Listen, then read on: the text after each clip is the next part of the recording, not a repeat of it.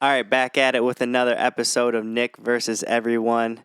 And with me today is one of my best friends, my brother, Kevin Wilson, aka Wills, aka Mm-hmm. Mr. I Do It, and making your Yep. whole crew look stupid. True. What's good? What's good, boy? Yeah, I'm Uh, happy to be on. Happy to be here and chop it with you. It's been a minute. I know I've been nudging you to do this podcast and to tap into your creativity side more. So I'm happy to see you rolling, baby. Let's go. yeah, it just reminds me of back in the day, back when I lived in Auburn Hills, and we used to do the I Do It podcast. We were both you were shoveling asphalt and I was working at a place, and every single lunch I'd give you a call, and Yep. we basically escaped from whatever we were doing that was not that fun, and turned into a couple podcasts here and there, but it was fun when we had it going on. That was back in the days, accurate days. Yeah, but I now a was a lot has changed. cold dude. I'm getting back to my ways. True. Damn. What's good though? Man, I just got done playing some basketball. Got up on a Sunday at 5:50 a.m. to play basketball at 7 a.m. with a bunch of old guys, and let me tell you, I suck as a salesman. Suck so bad. You're so ass. I know. It's crazy, like how fast you lose it, bro. And then like you're like the older you get, the smarter you get. Yeah. So like the game is so slow and you see everything and like it's all to do, what to do and everything, but like it just the connection between mind and body is like not there anymore. Yeah, like touch, legs not good, touch not good, like missing layups, like airballing, like stuff that should never be airballed ever. And it's just like, all right, here we go. Man, we used to talk crazy when we would play together. Like talk crazy. Like majority of the time you and I would play together on the same team, it was like one of us, the other team wants to fight one of us. Yeah, mostly fight you, and Yep. then That's because they assume that that's just light work. yeah. It seems like every single time up at Oakland we played, someone God. was trying to fight somebody, and then some. I remember one time one dude like took a cheap shot at me, and you just ran across the whole entire court just to push him. Yeah, we're not playing any of that. We're not going for none of that. Yeah, so many times I was gotten in a fight. I feel like I always get into a fight almost just because, like, I'm smaller, I guess, compared to other people, and I'm pretty strong I know how to use my weight. Yeah. And so when people get pushed around a little bit or just get bodied by someone smaller, and not only that, like someone that's like Asian, I feel like Oh, dude, I know. they get extra heated. So I'm like, all right, I'm trying to be not hit people, because people who don't know basketball hate being physical, and they don't know how you can be physical, what's legal and what's not. And so I know what's legal, but a lot of times if I use that against someone, they think it's like illegal. So like the next play down, they're trying to like push you and stuff. So like, Oh, I'm knowing. yeah. So usually my thing is like, I'll be as physical as you are. So as soon as you like box me out a little hard or something like that, like, okay, then Well, next time contrary to popular belief, like I was never the guy that was starting this shit. I'm the guy that's ending it. Or like I'm like, if you want to take it like if me and you play each other, or like if I play with people that I have respect for that show me respect, I'm the most respectful person that you're gonna play against. Cause like yeah, I just get what you give. But the thing that happens is they try that like funny, like weirdo guy stuff, yeah, and then they don't know that that's what I love and that's yeah. what I'm good at, and you're not going to be able to match it. So then like it's just like they give but they don't know how to take it, and And then then they get extra mad when they use their full force, and then they realize like you're not moving as easily as they think you should be. So yeah, then that yeah, makes yeah. them very, very angry after that. And then I mean like, you know, especially growing up, like playing AAU, or like we played some pretty high level basketball, like against really good players, and like especially just like being a white guy that's like skinny, like just the same thing you were saying about being like shorter and Asian. Like it's just like this, like it's just I could just feel how annoyed I make people. Like, dude, we used to, bro. I wish there was like documented footage of like what we used to like do to like get under people's skins. Like I remember like certain conversations like we're having like at center court. Hmm. Um None that really should be said on camera, that's for sure.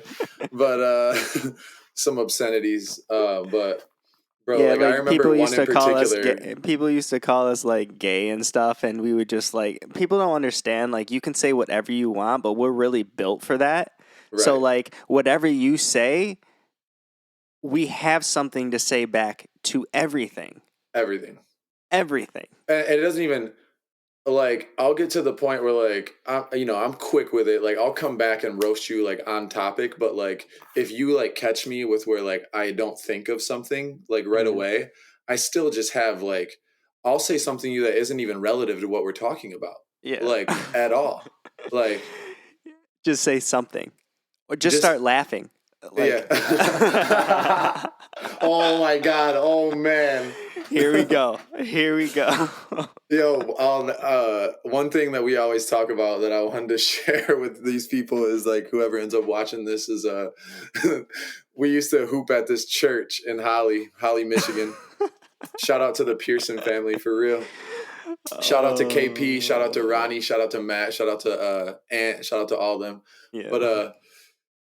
But yeah, so like this was like a church where like we would be going there on Sundays, and we're in high school and we're playing against like grown ass men, like from like literally all around the state. Like people are coming from Pontiac, Flint, people from Detroit are there. Like we're hooping there, and we smacked this dude, just made him so mad. We were on the same team, and then he starts Yeah. getting all heated, and he's tight. Like he got And he's he's not just that good. He's small. He's like but maybe 5'7", like 130. Like he but was a there's tiny like this guy. is the thing is like when people lost in this place, you get mad as hell because now you're waiting for an hour. So Yeah. it's like basically it would be like I would come there and like I'll play until I lose and then leave because like ain't nobody trying to wait an hour. Yeah. So I'll just never forget, sent him home, you know what I'm saying? Go sit down. Yeah. And then after he's just talking mad shit to you and starts saying he wants to bet money, bro. He's like, you want to play 1-on-1? Like he's like heated because he lost and he was guarding me, and I don't know if I did good He's or like, not. "Come on, put chicken up. Come on, you He's put some chicken." yeah. He was coming at me all sideways, and I'm not really like confrontational at all, and I'm just chilling. Like I'm talking to you, and he came to me. He's like, "You want to play 1-on-1?" I was like, "Nah, man, I'm good. Like I'm not playing 1-on-1." And he comes at True. me, and he's like, "Come on, I'll put $20 on it." No, dude, I remember me and you looking at each other because we were sitting down against the wall, Yeah. and like he was sitting to the left of us, and our backs are up against the wall. And it's one of those, just for a visual, it's one of those courts where like the gym is as big as the court. Like there's this much room on the sidelines. Like Yeah. if you're like on the wall, you have to like do this. Yeah. But I just remember looking at you, and this man said $20, and we looked at each other, and we were like. Like the most like disrespectful thing ever. We're just like $20, like that's baby money. Baby money. We start busting out laughing, dude. I kind of feel bad, but that was like that like shut him up so quickly. And then of course he's like, whatever you want. Can you pull that shut for me? And No, yeah. Appreciate you. and, My bad. Dougie just walked in. He didn't know I was doing this shit, but It's shout all out to Dougie. It's all good, but he was just like, after we were like laughing in his face, talking about $20 is baby money. $20. He goes, baby money. And then now you go from he goes from like mad to so mad. So mad. Like, because even if he does or doesn't think that's baby money or not, it's just the fact that he thinks that we think that that's baby money Yeah, is like yeah. it's so Don't get it funny. wrong. Don't get it wrong. At that time, We had $10 total. we had $10 total together. That's it encapsulated. That's the whole. That's it. Yeah. That's the art of talking shit in a box in a circle. Like that's it, dude. Like that's. We had like, enough for a Gatorade afterwards. Tank on E, all drinks on me, that way. And then like he could have had $2,000 in his bag, and we're you know what I'm saying? Like, And he was like, anything you want, anything you want. We're like, dog, we ain't playing you. oh man, I don't know if he ever showed up again. I was crying, bro. But yeah, it's actually wild how like you never know when like you're on like the precipice of like a joke and like a thing that's gonna last forever. Yeah. Like, well, at least for between you and I. Yeah. Like that, like baby money will always, if we say baby money, it's always zipping right back to that. And like, but like 20 seconds before that happened, like we had no idea. I bet you even when that right after it happened, we still didn't know that it would just be like a forever. Yeah. It's just crazy how like some of those things. It was just something like so quick. Jokes. It was something so quick. It was a reaction response, and now it's in the toolbox forever. You know? Oh yeah, 100%. Yeah, absolutely. And we have so many of those, and we grew up with so many of those that when people start talking crap to us, whether it's through sports or just trying to clown us, like they don't understand the training that we went through and that we're really samurais at this stuff. So when they start it and then they get their feelings hurt, or they're just like, oh, I don't understand what I just got myself into. I think that's then it doesn't stop. It's the thing that goes into it. This is what people don't understand is that I'm so built for that I do that with no thought. Yeah. Like you have to, not you, but like most people have to like sit there and think and get in their feelings. I can audibly say things that will get under your skin, and I'm literally thinking about basketball and you're thinking about arguing. Like, getting back at them. Going into their car afterwards, driving home like, damn it, I should have said that. Damn it, I should have said that. And me and you are just playing A&I, going ham in the car. Going I used to literally remember like getting ready to go to basketball games and like being like with you or whatever. And am I like allowed to swear on this? I know I've said a couple little. I don't care. Should I try to keep it cool? Do whatever you want. I'll just say frick, I guess, just to be respectful for your podcast. I'll try to leave the F-bomb up, but we'll be getting ready and I'll be like, wow, dude, somebody right now is about to play against me and they don't know that I'm about to frick up their entire day. Like their day is done. Like their day is over with. They're mad. They woke up, had a good day. Had a good day, went to school, talked to all their friends. Lunch. Joy. A lot of joy. Great lunch. Went home. Their mom and dad said that they loved them. So happy. About to play basketball. Pre-game haircut. Excited for the game. So excited for the game. About to have so much fun. And then they're going to play me. And then they're going to quit basketball and wish that they never, ever woke up today. Oh my God. It's so funny. That's the best part. Wow. That part. Yo, we used to do some wild, like just some arrogant, just flaunting, just mind game stuff when we used to warm up, like during games and stuff. Man. Like I remember, like this, wherever we would warm up on one half of the court, and a lot of times the opposing team's student section would be on our half of the court. Yes. So at the end of all the warm up stuff, we would they would be like yelling at us, talking crap, whatever. And at the very end, we get to like shoot whatever shot we want. It's a freestyle, whatever. Like I remember going over to the student section because they'd be kind of on the court, right? And I'd be like, hey, can you guys move over and like take warm up shots out of bounds in front of them? Oh, yeah. And then and making them. And I remember people going, oh, shit. Dude, oh my God. I had people like, dog, we were like, I love the generation that we grew up in because we watched tech grow into like we grew into social media, and we grew up while social media grew up, right? Yeah. Kids nowadays, it's already there. So like when we were in elementary and all that, and like middle school, like that wasn't really it. And then like you had MySpace come in. I'm Mhm. 30. You had MySpace come in, and then it started getting like Facebook and all that. But like nobody was like really going viral like that. Like there wasn't Yeah. like I just always think about like as far as like that kind of stuff, like some of the stuff we were doing, like we were way ahead of like dude, like that stuff, some of the conversations, like bro, I had people pulling up to basketball games because they found out I played tennis, Yeah. and they were coming to basketball game with headbands and rackets and like buying like the big oversized tennis ball like this big. And Yeah, I'm just to like try to they're troll you. clowning. Yeah, but they think they're clowning me, and I'm like, oh no, I just won my division regional and I'm going to states for tennis. Like not roasting, not Yeah, roasting. yeah. And us just doing stuff like that where I'm just like, hey, I'm gonna shoot right. I'm gonna have you surround me, and just Yeah, letting you know that that doesn't affect me. I'm at all. in literally in your student section shooting, making them. So please keep going, because I'm just letting you know that stuff doesn't work. I'm a little bit different. Right. So mad. It's just like it's a different thing. And so we Bro, used we used to. to be saying Oh my. yak yak yak. Oh my God, we used to.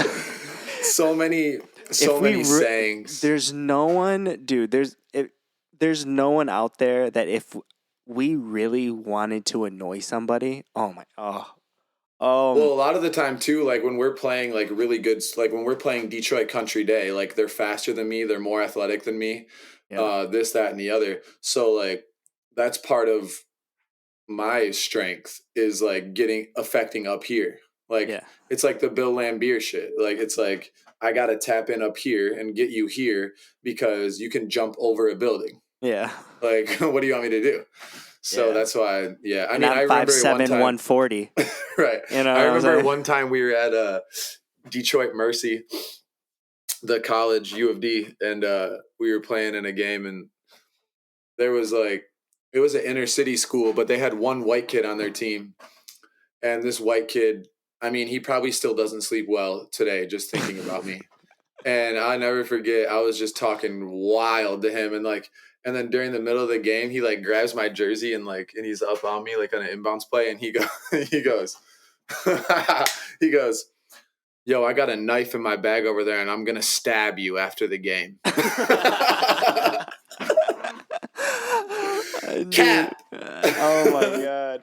Hey, I remember playing against a team, I think it was up at the cage in Flushing, and some dude like freaking gave you an uppercut to the stomach during a game. Oh, bro, I know that. I You remember remember? that story like it was. All right, here we go. Here we go. So this is a rival school we were playing, and there was just like this dude who was like a good football player, but then like he was just an average basketball player, but he played basketball like a football player. Yeah, Also, totally different topic that we need to get into at some point yeah, is people that aren't basketball players that are good at other sports, how they play basketball. yeah. Like wrestlers, how wrestlers play basketball. How like Yo, anyway. wrestlers that play volleyball are the people that take down the net. Like they totally just like string 100%. take down the whole net with them. Oh man, but one time that kid, he was one of their best athletes at their school. He was a good athlete, but he wasn't that good of a hooper. But we start off the game, uh, and we would always take like lingo from Ronnie Pearson, and Yeah. and first possession down, literally the first possession of the game, he comes down and he gets the ball at the top of the key, and I like sag down under the free throw line, and he's at the 3-point line at the top Yeah. of the key. Yeah. And I go, oh yeah, scouting report says sag. Shoot that dumbass shit. Shoot that shit. Shoot it, please. Shoot it. Literally saying that in the middle of the game. Scouting report says sag. Please shoot it. I beg you. So, I mean, obviously he shoots it. And then like, if I tell you to shoot it and then you shoot it, you better hope to all that's holy that you make that. Because I'm like, oh, scouting report is right on. Scouting report, money. And it's not even like that. Like you would run down the court and go, yeah, and like clap as loud as you good can. D. Yeah, good D. Yeah. So now he's embarrassed, and now it's he's funny mad. now he's mad, and it's funny because like I didn't even play defense. I was just talking. So like the fact that I'm like, yeah, good D. Yeah.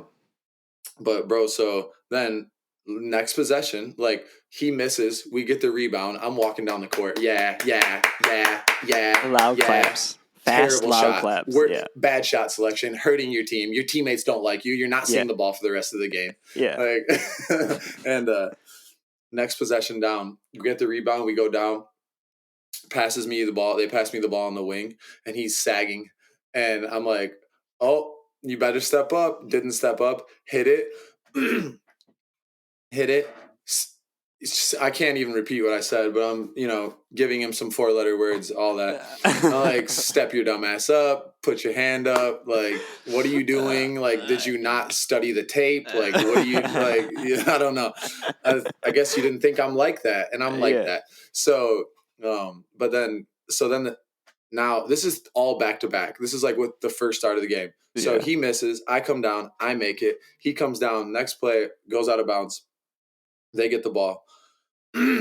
Now we're standing next to each other waiting for the ball to be inbounded. So we're like kind of in like a cluster of people. And this kid had a scar on his forehead, like a Harry Potter joint. You know what I'm talking about? Like wizard looking boy, ugly ass boy. Where's your wand at, goofy ass little boy? But so I go, at this point now he's like trying to be physical and like saying some dumb. Now he's taking it like, now he's trying to do like personal. Now he's making it personal and not about basketball. So I go like, and this isn't, I'm not proud of this, you know what I'm saying? But also I'm going to tell you. But also like you gave what he was given. Like it wasn't like, oh yeah. It gets to, I mean, you started the trash talk, but like that's minor stuff. No, you didn't. You said first play of the game that you were sagging and you're saying.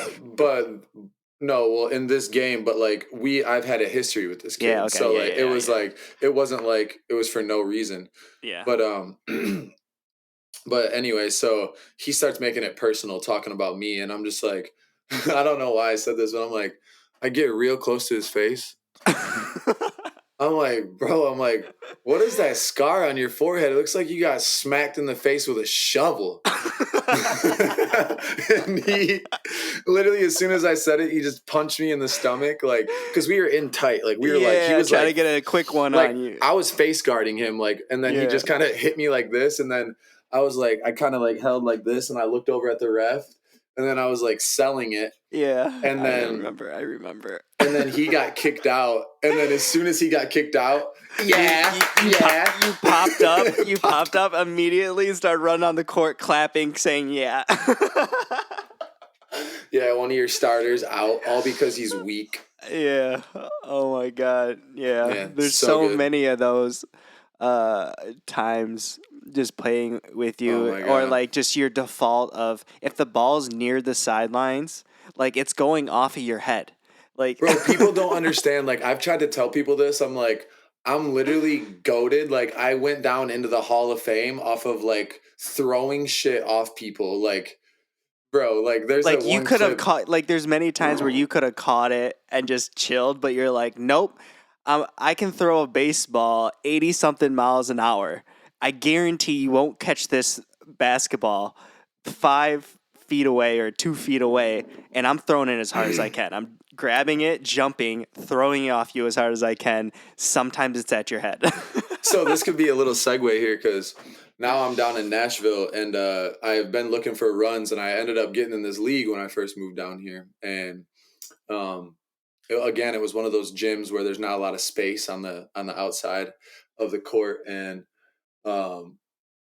these kids like kept trying to like pressure me like at half court, like right when I would cross half, they would like pressure me into like the corner, and they kept trying to double team me, and I jumped out of bounds and I threw it and I hit it, like, I'm not going to throw it light because like I got to throw it hard. So I throw it off the kid. immediately, hey, bro, like, what do you, bro, chill. I'm like, you're double teaming me in like rec league, bro. Like, y'all chill. Like, if you double team me here and I don't see an open pass, I'm throwing it off of you every single time. And that's what I Yeah. said. Yeah. And the whole team gathering wants to fight. But bro, like, I've noticed since I moved to Nashville, like, we I took for granted the quality of basketball run that we had Mm. on a frequent basis, like on a day-to-day basis. Twice Like a I week, would Tuesday, twice a Thursday. week, twice a week, we were having some of the best runs in the state, and I really took that for granted during the time. Yeah, 70% of the people there played college basketball. And if not, Another they were 10%, talented enough. yeah, another 10-15%, like could Easily, at have. least, I mean, played D3. I mean, Yeah. like, and I think people are tripping. Like, for basketball is different than a lot of sports.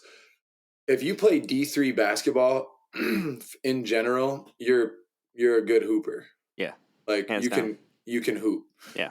Um, I wouldn't say the same about baseball. Yeah. Like, baseball's not like that.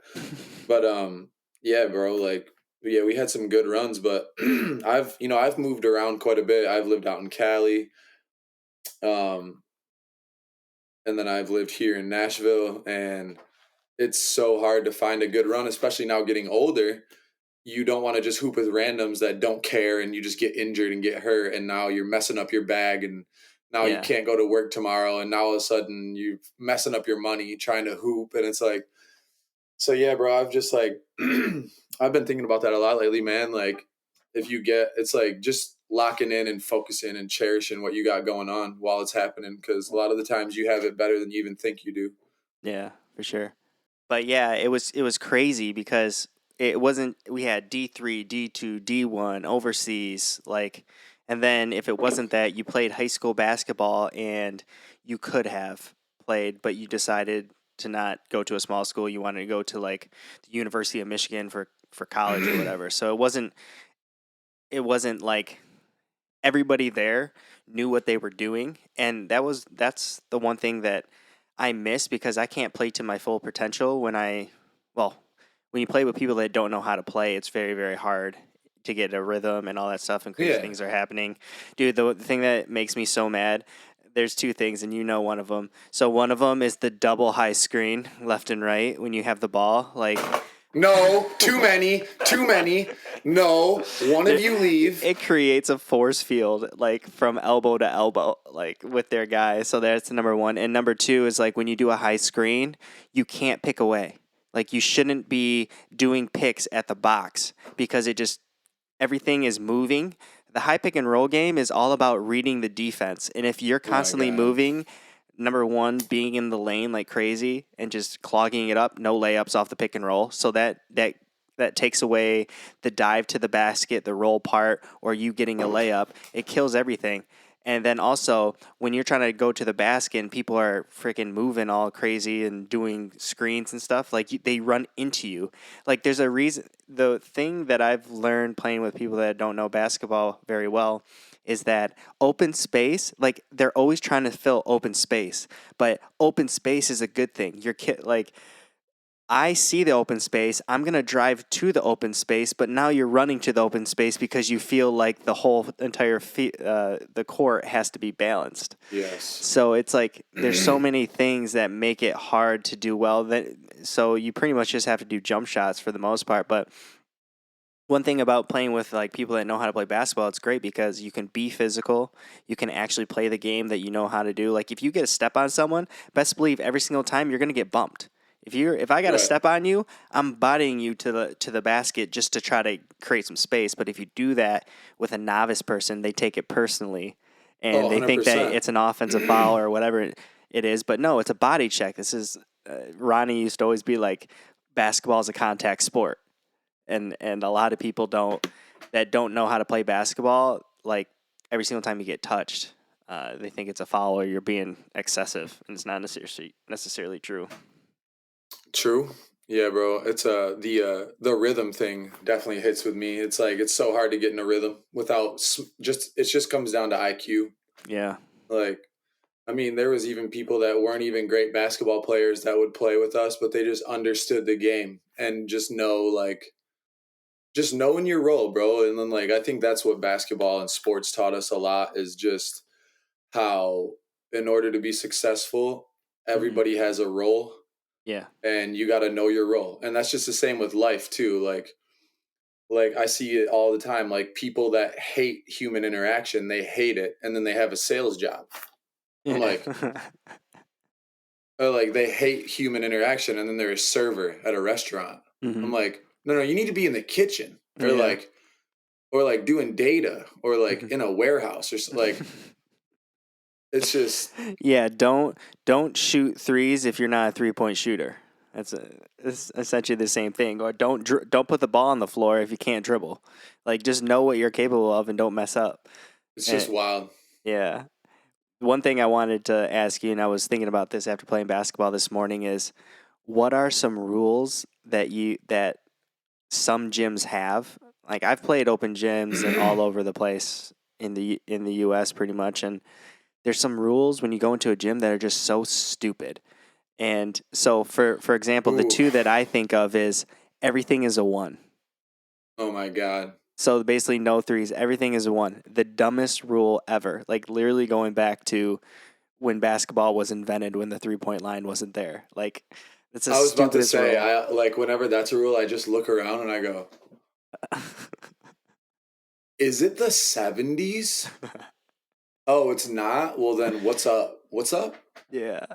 And then another one that Oakland's like rec center has is if you say a foul while getting fouled and still make the basket doesn't count.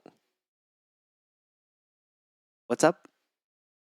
I What's mean, I get that one because foul is no. I see now. I agree with that one because foul is foul. Now, if I say and one, yeah. that's not me calling a foul. But then I've had people say if you say and one, that's a foul, and I'm like, no, no, no, and one's not a foul.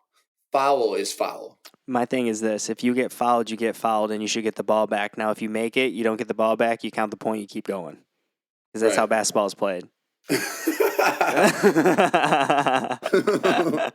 You know what I'm saying? Like just saying because if you go to the basket and you get freaking steamrolled, right, or whatever, right. fouled, you call a foul obviously because you got fouled, but you Yeah. make it, and be like, okay, all good, I made it anyway.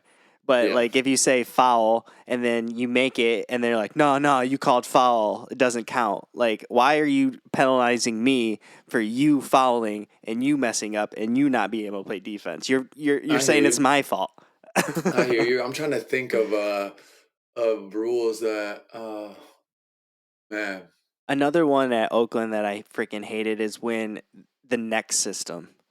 So there you would say, I got next, and then you could pick whoever you wanted in the gym to be on your team. So what we'd run into is like friends saying, I got next for 3 straight, right? And then they would just pick up their friends every single time. It was the same people all the time.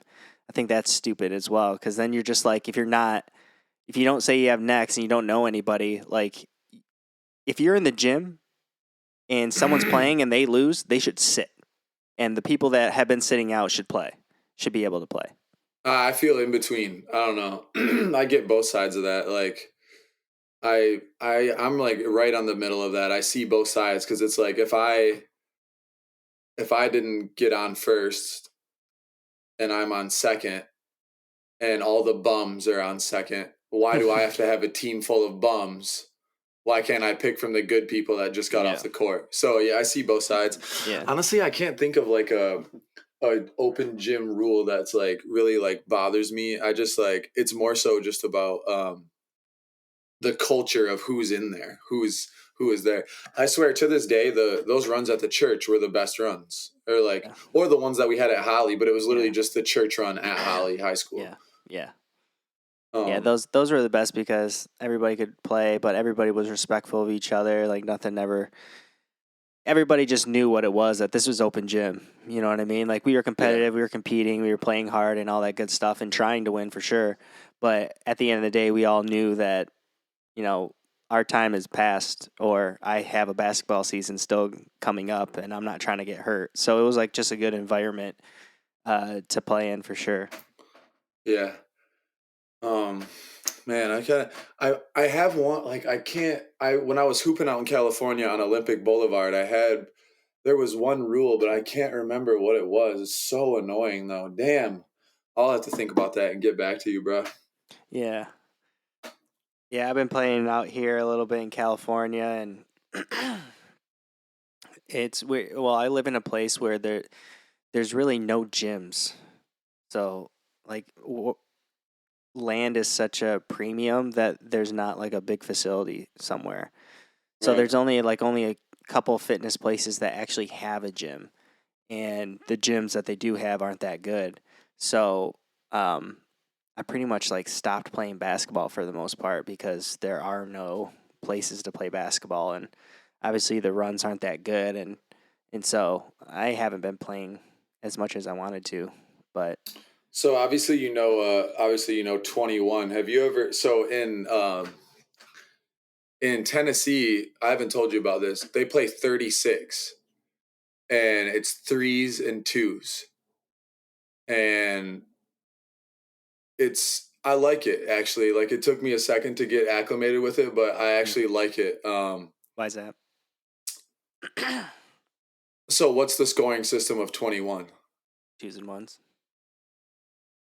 No, but no, that's not true. Usually it's every bucket besides like a free throw or whatever when you're a Is it dead two ball and then a free throw is one, is right? one. Okay, yeah. So with this uh there's threes and twos and you play up to 36. So like it gives people that aren't necessarily like a small guy, for instance, like a guy that's like 5'6" or 5'7" or whatever, like it gives him a shot to like stay in the game because he can just jack threes and like stay afloat. So I Yeah. think it's like it's a dope thing. Like it took me a minute to go, but Mm. also I've noticed like hooping around the country a little bit is like people like the rules are all different. Like we grew up playing to 11. Like in California, they play to 15. Here in Nashville, they play to 12. Some people play straight up. Some people play win by two. Like Yeah. I'll never understand all ones. We could play up to we could play up to one. I don't care, but it's twos and ones. Yeah. Like, Yeah. come on, bro. We can play up to whatever, but it's twos and ones. Like don't take away the 3-point line. That's dumb. Like I just weirdo energy. Yeah, so you mentioned that you moved down to Tennessee from Michigan. How long you been down there again? A couple years? 2 years? I've been it was November of 21. So about a year and 2 months. Yeah. Yep. And you've been making a lot of friends and moves down there in that short amount of time. Yeah, bro. Some super low lows, but also some pretty good highs. Just got blessed, man. Got kind of walked into a not a great situation and then found some good people through that not great situation Yeah. and kind of turned it into a great situation. So yeah, bro. I'm just thankful for the people I have around me. Really, that's all it really is. Yeah, I met a couple of them, and Yep. super welcoming and super good vibes, and genuinely nice people, which is weird from where we come from because like I feel like coming from like the Flint area and stuff like that, most people are just like skeptical, like automatically Right. skeptical of you, and so I feel like where we grew up, people aren't generally as welcoming, and they were just like it Right. kind of took me back. I was like, oh, what's up? Like, Yeah. Like finally. yeah, yeah, Yeah, I got lucky, bro. Like, yeah, I can't say it enough. I mean, I don't know, but also I've been thinking about that a lot lately too. And like, there's like right place and right time, but like luck isn't real, bro. Like, I mean, it is, but it isn't. Like, I came from so many great friendships that like it's I just found another one. Like yeah, I've already completed task of finding great friends. Hmm. So I feel like the hardest thing is finding like one or two, and that's maybe where I got lucky. And that's why I love sports, because all of my best friendships, all of them basically besides a couple, have came from sports. But like, yeah, bro, like once you do it once, it's way easier to do it again. Right. I've actually met quite a few people lately that again, just taking it for granted, like I think I think even you, me, anyone, like we've been such good friends and so close, and like, I'll tell you anything. And like I realize more as time goes on, like a lot of people don't have friendships like that where they can really, it's just free. Like I know, like no matter what, I could come to you and tell you anything, and like you might have an opinion about it, but you're not gonna just like straight up judge me. Hmm. Like because like what I've been through, and what I haven't or whatever. So it's like, you're not gonna like just cast judgment.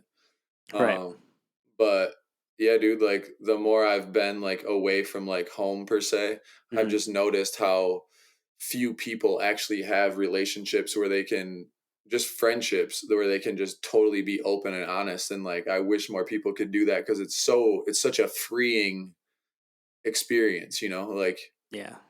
like I don't know what I would do if I couldn't hit up like you or Cam or T or whatever and just Right. like unload. Yeah. Like I don't understand how people don't do that. Like Hmm. I, I would go crazy, and that's why I think a lot of people are sad and depressed and all this stuff, is Hmm. because there's I, no outlet. I feel like you create that environment where you can be open and honest with people, because I know with you that you're going to be 100% real and honest with me on To a stuff. fault. Yeah. To a to a to Well, you just have to understand where it comes from. I don't think it's a fault as long as you know the context behind it, but it Yeah. opens up that, like, oh, if he's going to be real with me, then I can be real with you. And I feel like a lot of people don't have that. And I tell people all the time, like, I'm glad, I have a brother in Kevin that will call me out on stuff, and I have that pact with Nate as well. Like, Of I course. want the raw, I want you to tell me the truth, even though it might hurt my feelings or it might make me not feel good, because it opens up. Because at the end of the day, if you just walking around this place and you're just getting smoke blown up you all the time or whatever it may be, that's not a good. I want all perspectives to consider. So Yeah. I think that you also create that for other people and let them know that it's okay, that if I'm going to do it, it's okay for you to do it. So I think that's always been super, super good for you. And the crazy thing is that the opportunities that have come up to you and the life changing things that have happened have all stemmed from you taking an extreme chance and just pretty No doubt. much just saying, being fearless and being like, let's go see what happens. Like, I'm comfortable where I'm at. I'm doing all right. Like, I have my friends around me. I have my family around me. Kind of like where I was at too. Is like I had my family around me. I had, everything was going good, but I wanted more. And so, similar to me, you were just like, I see this opportunity, not only, you know, to have something fresh, a new start, and all that good stuff, but also I have an opportunity to, um, go after something, see what's good, have new experiences, meet new people, and see what happens. And like you said, there's been ups and downs, but um, you did it. Yeah, bro. I think I've been talking about this topic actually a lot lately, and I see a lot of people like staying stagnant because of like, let's say for instance, like me, for example, like when I moved down here, I didn't want to like leave my dad or my brother or anyone. I didn't want to leave my family and friends, but like also I wasn't happy at all. Like, as far as with my career, like what I was doing. Yeah. So, for people that don't know, I ran like an asphalt business back home, that my dad taught me how to do. Thankfully, taught me how to do that, taught me a lot, like taught me how to sell, taught me how to be comfortable and talking to anybody. Um, Awkward is only, it's a two-way street. If you feel awkward and I don't, then it doesn't really exist. It's just all in your mind type thing, Uh huh. Yeah. Um, and I've just been noticing that A lot of people, like for instance, like I could have very easily been like, oh well, I don't want to go move there because I'm gonna miss my family and this, that, and the other. Uh, but the thing is like your true closest friends and family want you to do what makes you the most happy.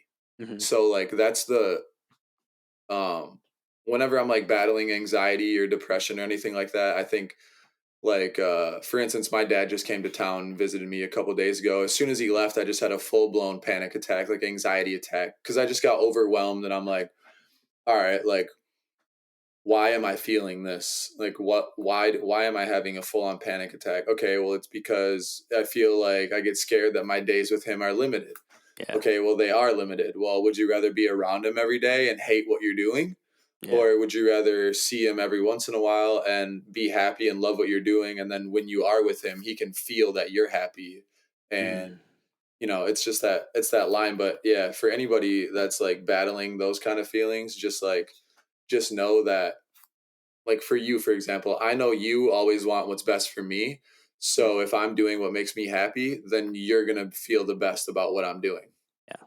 So, and then if you start to run into people that don't feel that way, then they're not your friend. And I'm sorry. Yeah. And like, I think that's way more common than people think. I think a lot of people, the more I've been like, bro, I lived in LA and now I've lived in Nashville, which is like literally starting to boom and it's turning into mini LA as Hmm. far as like just pretenders, fakers. Yeah. And I've just realized that majority of relationships I see now are transactional. Yeah.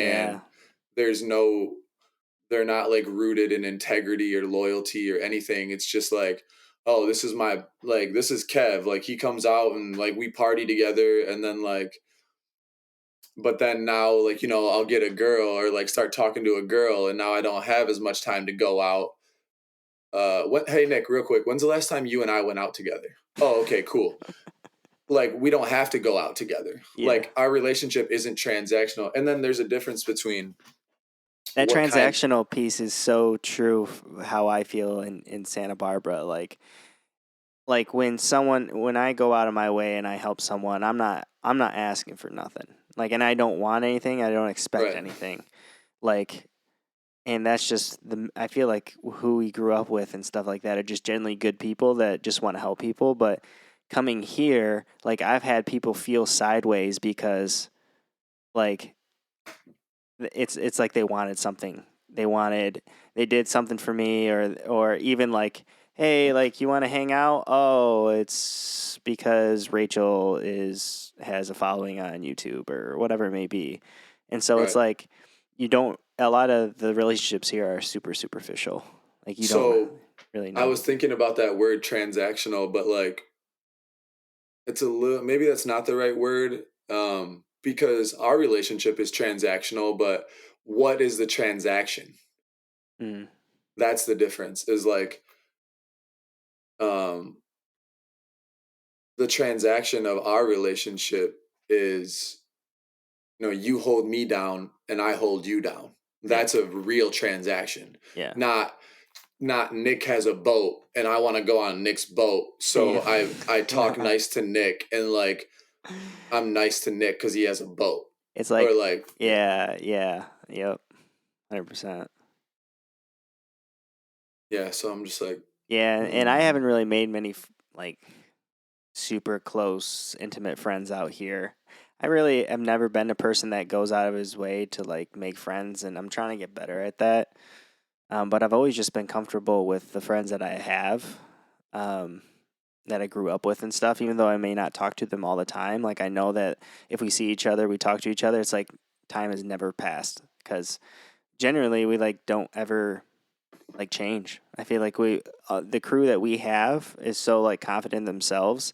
Like there's minor changes, but at the end of the day, it's pretty much the same people. It's not like we're changing completely, and the people that have changed completely aren't really in the group anymore. So like, the people that have kind of been my backbone of relationships and friends is like they've been the same person since they're not trying to be someone else, or they're just them. And I think that uh that's the people that I'm looking for ultimately, and it's kind of hard to find that. Oh, but I feel like the best way to find that is through like-minded people. So like I met AJ when I got here. Now that was totally, well, I don't even want to say it's lucky because I moved here to work for somebody else.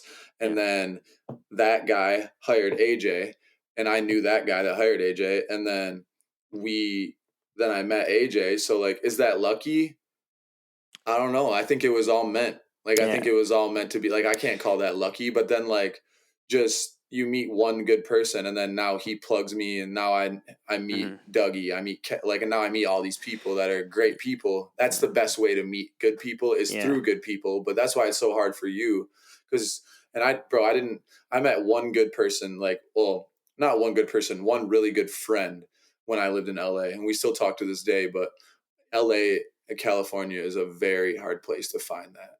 Yeah. Very hard. Yeah. And like just culturally, it's a lot different here than friggin' Flint, Michigan.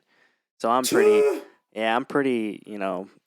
I feel like everybody I talk to is having their like customer service voice. Like talk to me like it's customer service, right? Like I'm ordering from a menu and they're like Bro, nice and like, how are you doing? Like, oh, we should totally hang out. Like, yeah, like I'm so excited. And then like bro, you don't even never, talk like that. What are you yeah, doing? You don't even yeah, talk like like, that. yeah. So I'll be like, Humans on Earth.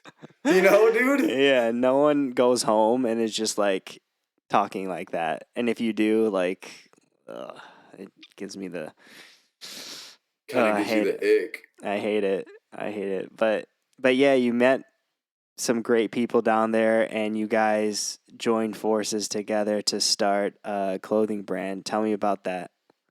True, I'll tell you that you got it on right now. Shit, you tell me about it. What's it hitting for? Is it comfy? How's it feeling? I like it because it's a heavier like t-shirt material, isn't thin, so you know that it's gonna last a long time. Yeah, Also with like the screen print and the stuff like that, it's a little bit thicker here, yeah, like in the writing, so that makes it feel a little bit more sturdy as well. yeah, Um, and I like the designs. I like the message first of all, not a pipe dream, you know. But then I yeah, like I like the little uniquenesses that you guys come up with. I feel like a lot of the clothing brands and a lot of people in general just kind of cop other people's ideas and like try to make it their own and type stuff. But yeah. I can say that like the fonts that you guys use, the designs that you have, like they make so my theory on design is like change it just a little bit so it still makes sense to people. And I think that you guys do that really well, meaning like you guys have obviously like sweatsuits and t-shirts and things like that, but you tweak it just enough to make it your own to where it still makes sense to people. Yeah. And you know what I mean?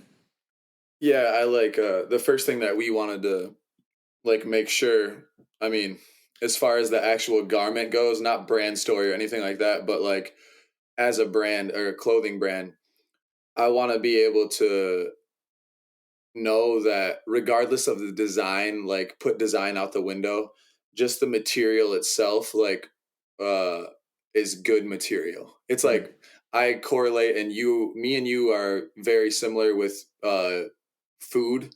Uh, we're picky. We're the least picky people you'll ever meet. Will eat anything, but very picky about quality.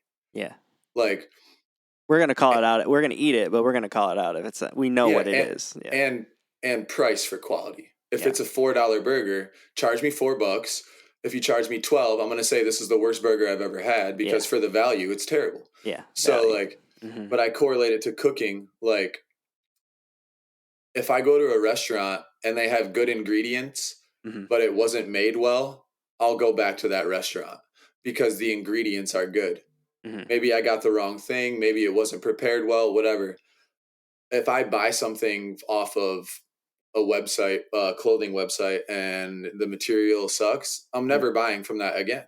Yeah. Like, so that was the first thing like that we decided was like, look, the materials have got to be A1 Mhm. because that's at the end of the day, that's what you have to stand on. Like, I mean, you could feel it. Like when you feel those t-shirts, the GSM is like, it's Mhm. good. It's heavy cotton.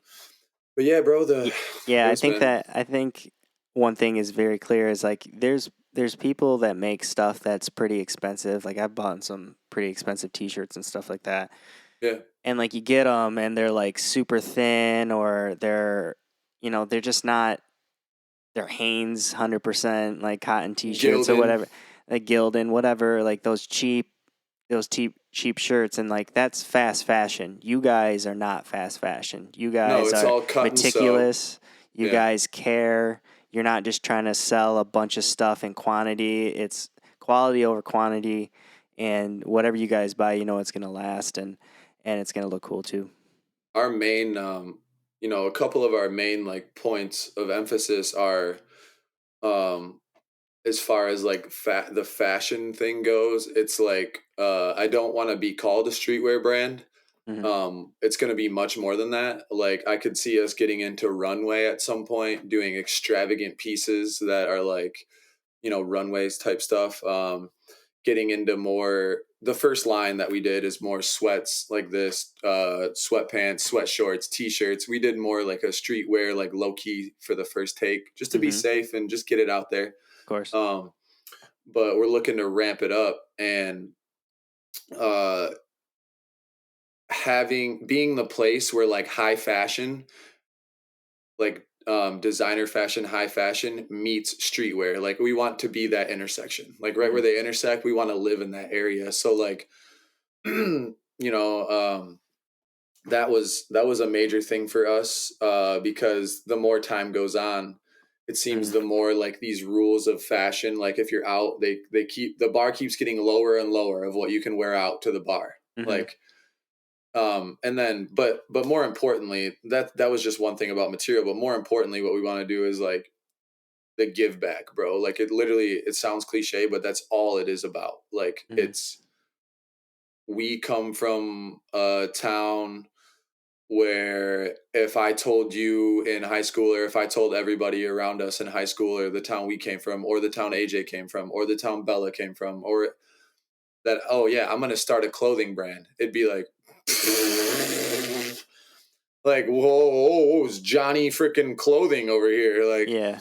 and it would be, a joke. And I feel like, um, especially with inner city, in particular, uh, it's, I don't want to say, yeah, I mean, I guess it is frowned upon. Like if you go to an inner city school, I didn't go to an inner city school, but I worked in the city a lot. I was in and around inner city, and I have friends that go to inner city. And I know that when you're in the inner city, you either hoop, you play football, you play sports, whatever sport, you got Yeah. to go to the league, Yeah. or you rap, or you sell drugs. That's like what it is. Uh-huh. And, uh, so one of our main goals is to try to infiltrate the cities and partner with centers and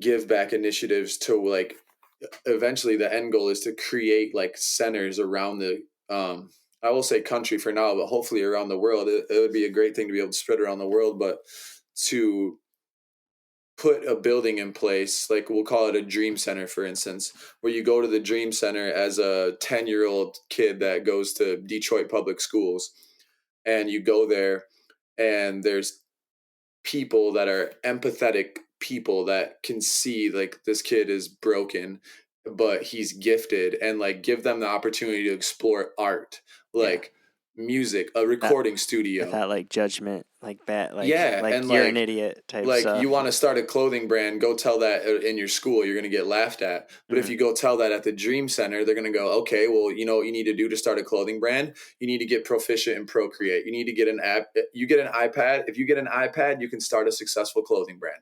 Hmm. Get an iPad, get Procreate, start drawing, like, And or recording, or we'll show you how to do it, or like give you the tools and guidance, and yes, just explore it, even if it doesn't go that deep. The fact that you're just putting energy into something that will make you better and boom. improve on something, like you can take that lesson anywhere. How many people like could have been, maybe, like I'll just put it, for instance, this is like a sports correlation that it makes sense but kind of not. But like for me, like I never really played soccer. Mm-hmm. Like I might have been an Goal amazing soccer player. goalkeeper, Like yeah. I might like literally, bro. I might have been the best goalie ever, but like Yeah. since I never had like that, like we're coming. Soccer's growing. When we were in school, it was like you get made fun of if you're playing soccer. Yeah. So like, imagine trying to start a clothing brand, Yeah. like or whatever. Mm-hmm. Oh yeah, I'm gonna be a composer. Yeah. Oh yeah. Okay. Here we go. We got Johnny Composer over here. Yeah. Yeah. Okay. Yeah. I think that's the one thing that's been really cool about you and me and the people that, like I said, our friend group, is that we're not scared to do what other people think are weird. And we just do, like, we're so confident in ourselves that we're just like, I think this is cool, so this is cool and you're wrong type of deal. So, Speaking of creativity, bro, I watched the podcast of you and Nate, and I remember you saying some. I think you might have been hammered or something, but you for said sure. Yeah. that Nate was the best rapper you know. And I got so many 16s for Nate. It would be like it's insane. I got clips. I got the banana clip that I You're got like fully aware of Nate. You're I fully got aware of Nate. I got the holster joint, like the double holster, just big old clips, rounds. No, that's my guy. Actually, y'all can go hit Google and or YouTube and go Google some of our old stuff. Me and Nate are on a couple Yeah. tracks together. Yeah, 1,000%. But yeah, True. yeah, just being comfortable with doing things that other people think are weird. We had that innate in us, and it pushed us Oh, bro. to do these things. And if we can teach those lessons to more people, that's what I'm hoping. You know, we're having me and Rachel are having our first child here soon, and that's one of the things that I mentioned to Rachel is like one of the things I want is them to be proud of being an individual. And that kind of that's where it comes from. Is just like, hey, I know I do things that people think are weird, like this podcast probably, Sure. or like making clothes or designs or music videos or whatever it may be. No one was doing that when I was doing it. Like that was completely Right. weird and out of this world where we came from.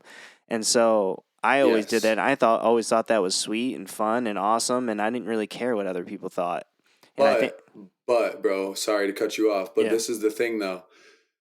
It would take a very, very, very, very special individual to get into the mindset that you're in with, I just like doing this and I don't care what other people think, Mm-hmm. without other people with like minds around you to help you be comfortable in that. Like, Yeah. you probably wouldn't have done it if it was just you alone. We were always making music together. We were always creating together. Like, you had other people to like reassure you that. Mm-hmm. So again, it just comes back to Yeah. And trying to get my good people. heroes, like whenever before podcasts, I would always like YouTube interviews of people, and they would be Right. like late night interviews, like the Breakfast Club interviews or wherever it may be, like just random interviews of people that I liked, and so those people like growing up, you know, was like Drake, Usher, Pharrell, Childish Gambino, like super Just creative all people. black guys. Ah, shit. And like just super creative people.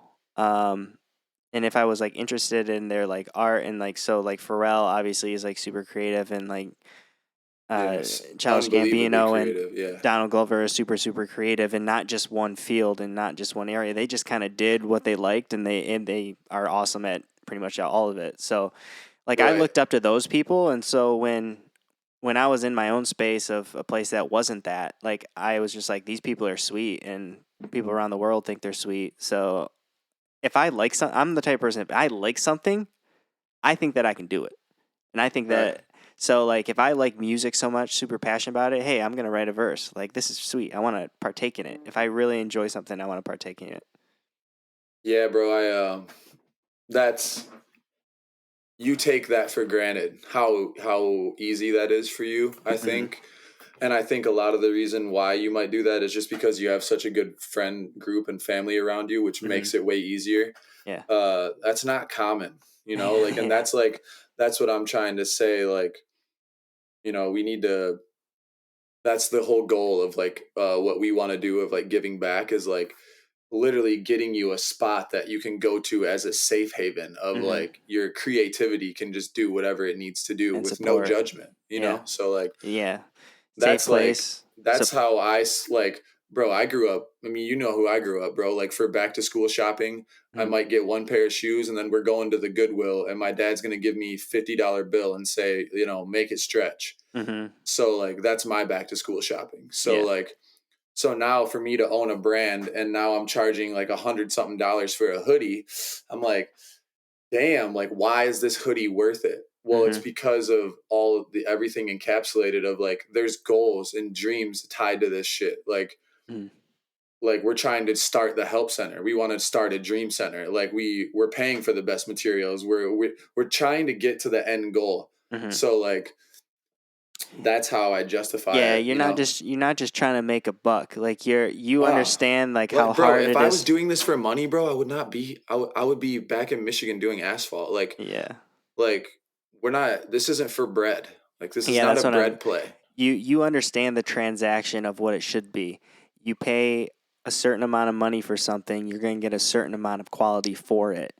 Yeah, And it's not just something that's going to freaking be done with after 6 months and you're going to throw it away. It's going to be something that's in your closet in there for a while. It's going to last physically and style wise and I think that's what's really really cool. Yeah, it's expensive from where we come from, but like I've spent money on stuff that's way oh, too dude, much and then money and it uh, sucks. right, another thing to think about that we thought about too is like who are we going after? Like I necessarily don't want to sell something that everyone can afford, and that's Mhm. okay. Like Yeah. I don't want to sell $40 hoodies. Like I don't want to do that, you know. Mhm. Um, but yeah, like I just to tell you a little bit. I don't think I really described to you like this logo. Yeah. Yeah. Throw it at So me. the logo, I don't know if y'all can see. I don't know how clear that is or not, but Yeah, it's it basically it a looks like sword. It's a it looks sword. like a dagger with a cross through it kind of. So it's a sword, Mhm. and when we were thinking of, you know, logo is massively important, and when I think about a designer bag, Mhm. if I go buy a Chanel bag for whatever, whoever, doesn't matter for you. Yeah. Um, if I go buy a Chanel bag, the reason why I buy a Chanel bag is because that bag can literally appreciate. And if it doesn't appreciate over time, the quality level of it, at least it lasts for over time. So it's meant to be passed down.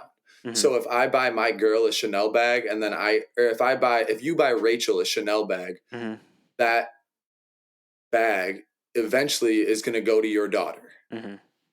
And not only will it go to your daughter, it might triple in value by the time she gets it. Or if it doesn't, Chanel bags are gonna, if you buy a Chanel bag for 8K, 15 years later, if it was taken care of, it's gonna be relatively close to that price point still, if Mhm. not higher. Yeah. So that being said, back in the day, what used to get passed down from generation to generation? A Sword. sword. Yeah. So that was the derivative of our logo Mhm. was what is something that like we like that's like a cool symbol Mhm. that represents you know what we want this to be, and it's like it's bigger than just clothes. It's just like the legacy and like the meaning of everything I just told you about, the give back initiative, the all that, it all is encompassed by this, and it's just like all of this is literally for freedom, Mhm. like not for me, not for anyone in particular, just like freedom in general. Like eventually it'll be freedom.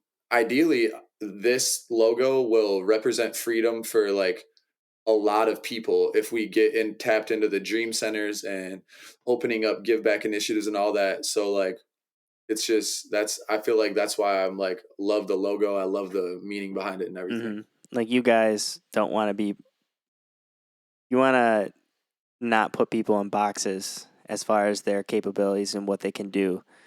But on top of that, like it's the same thing with your designs. You're not in the box of I'm just streetwear. I want to do everything. So at the end of the day, it's mostly like not being in a box of anything and just being as creative as you kind of can be. And Bro, yes, bro. Like, and like when I moved out here, AJ's introduced me to some really talented, amazing people. But one of the people he introduced me to that had a pleasure to hang out with a few times, who you actually met and hung out with in Cali, is Breland. Mhm. If y'all don't know Breland, y'all better hit Google right now. Pause this and go hit Google right now. Um, Mhm. but bro, like he's so talented. He's blooming and blossoming at a rapid rate in the country music scene, but he has roots in the church. He's written R&B, he can rap, he can do it all. So he just came out with an album. He called it Cross Country because Mhm. it's like rooted in the church and doing crazy runs, and it's not classic country, but he has a little twang on it, and it's like his whole thing is like, don't do this to me. Like you're not putting me here. Like Mhm. I'm I'm bigger than that. Like I'm way outside of this. Like, like there's never like it doesn't have to be this. Like, Yeah. yeah, when you I think. said Pharrell, I was like, yeah, bro, Pharrell's a perfect example. Like when he started wearing those hats, everybody was like, whoa, whoa, whoa. And then like 2 or 3 years later, everyone's wearing. Yeah. Yeah, I makes me think of that Kendrick line. I'm gonna break out and hide every lock. I'm gonna break out and hide every lock. Yep. And Facts. Yeah. that's kind of what you guys are. What your goal is ultimately is to Right.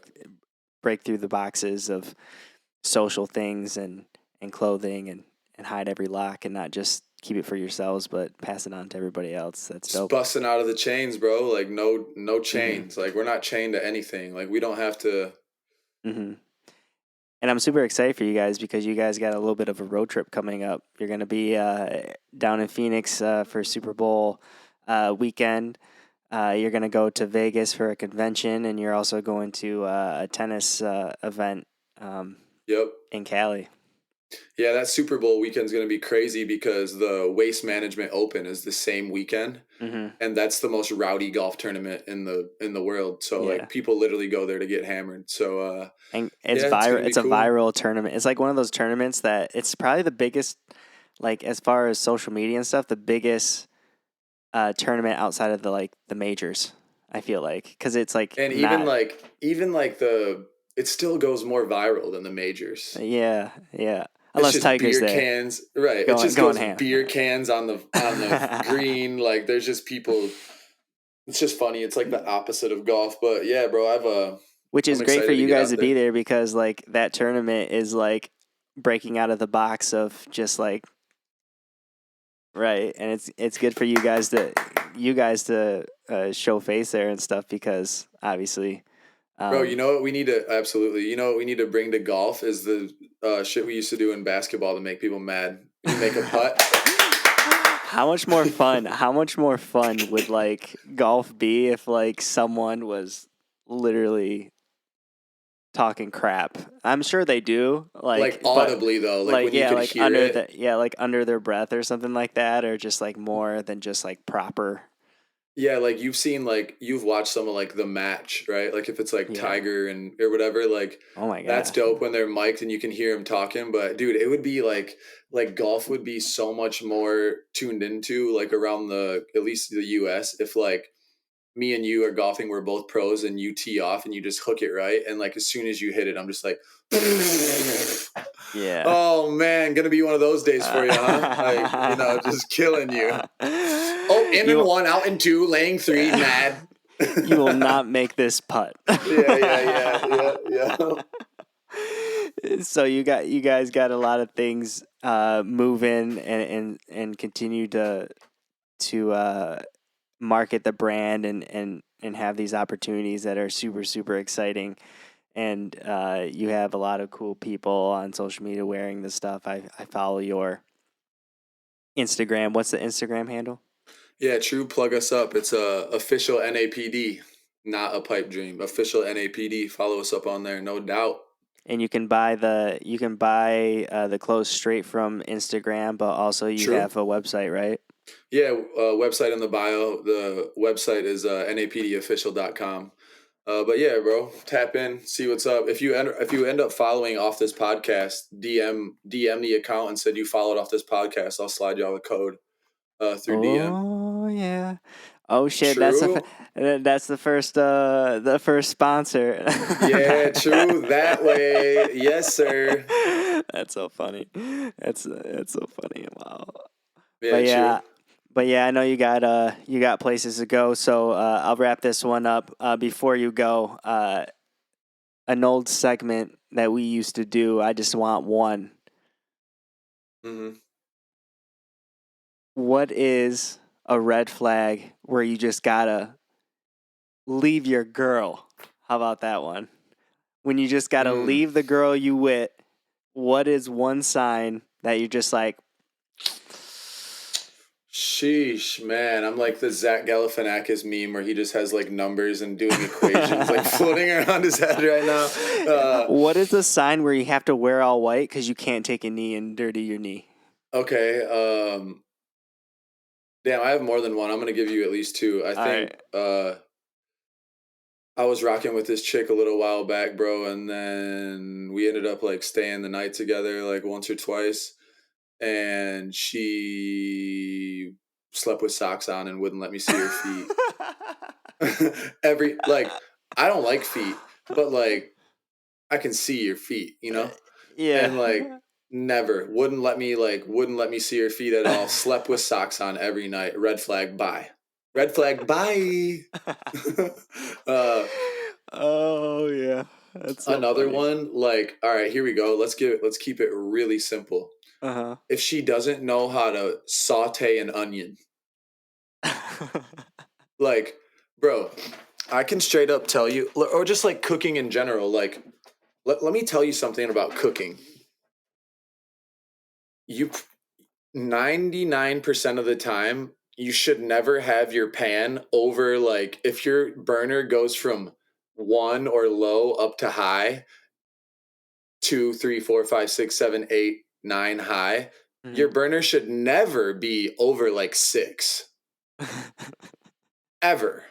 Like medium high heat, and that's it. Yeah. Like, so like to me, like if I am hanging out with you, like literally, I'll just straight up ask you. That's so funny. I'll just ask you to cook an onion, and then I'll know. No, but like for real, like because I swear, cooking is a test of patience. In order to cook an onion properly, it's low and slow for 15 to 20 minutes, not scorching hot. Put it. If I hear it, just be like when you put it in. No, no, it's dude. That's a big one for me. There's so, a close friend of ours was dating this girl, and she didn't know how to make box mac and cheese. You know, the ones with the instructions on the back.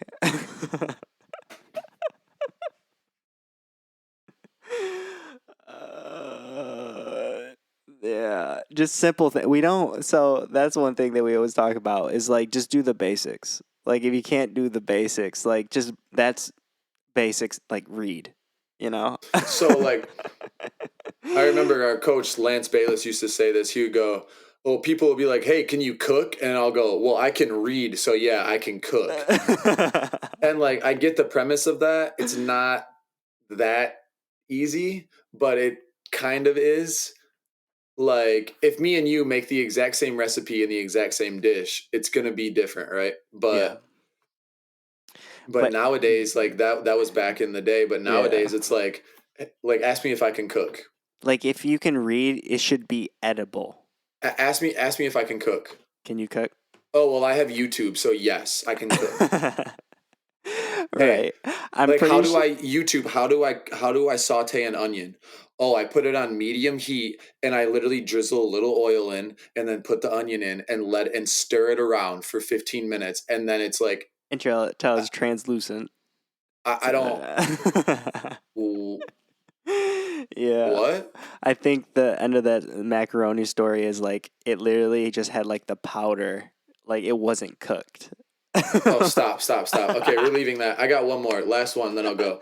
Okay. Uh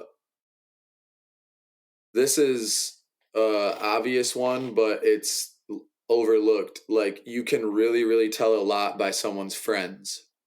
Okay. Um, just what? what is the tipping scale? Like where with our friendship, Mm-hmm. it might go like this, right? Mm-hmm. But at the end of the day, it's always going to come to right here. Mm-hmm. You know, like there might be a week where you're carrying the whole load, like, and I'm not doing anything, but then eventually something's going to happen to make it go this, and then eventually it'll get back to here. Yeah. Always. Yeah. That's with any healthy relationship. Uh-huh. But like I see a lot of people, women in particular, that it's like this all the time. They're doing way more and then the other person isn't doing anything. Mm-hmm. That to me is like, that's maybe the biggest red flag, because now it just makes me feel like you don't respect yourself. Like you do all this for a person and they do all this, And you're and talking about their then friends, like the friends that they have, like yeah, like, they don't you have good know, friends in a way. right, yeah, and I see this is like every day. Like I see this every single day. I was thinking about that the other day, like how many times has someone like is no longer dating someone and you're just like, wow,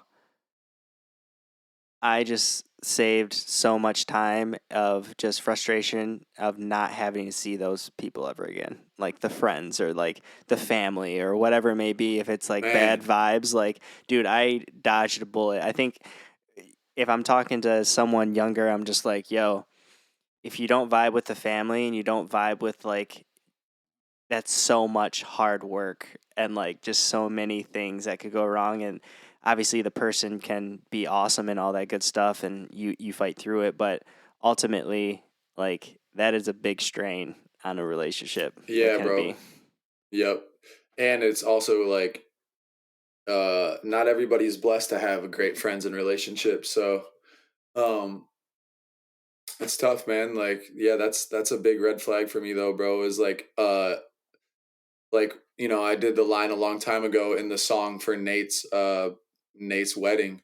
Like, we don't do one-way streets or one-way players. Like, that's just Hmm. like, you have to play both sides of the floor. If you're Hmm. only a bucket, that means you're only 50% of a basketball player. You Yeah. can't play D.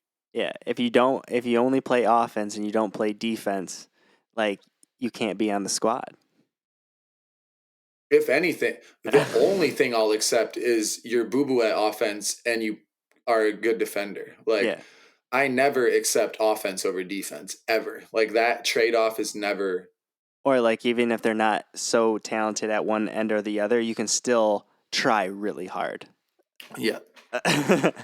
But not willing to try is the problem. Oh my God, it's over with. Uh, But yeah, bro, still so much to talk about. I'm happy for you that you're doing this pod, bro. And yeah, I mean, get me in here again. I'll come on as much as you want. And I'd love to I need to talk to AJ too. I'd love to have AJ come on to the pod. You need to do that with him too. That would be a cool one for you. of course, man. I'm Plus, he's always down. Midwest gang. He's from Chicago too. So you Oh know, yeah. Oh, that's the first one. Oh. Timon and Pumbaa, All right, man. Thanks for joining us, my and boy. enjoy. And I'll talk to you soon. Yep, love, bro. All right, I appreciate you. All right, peace. Peace.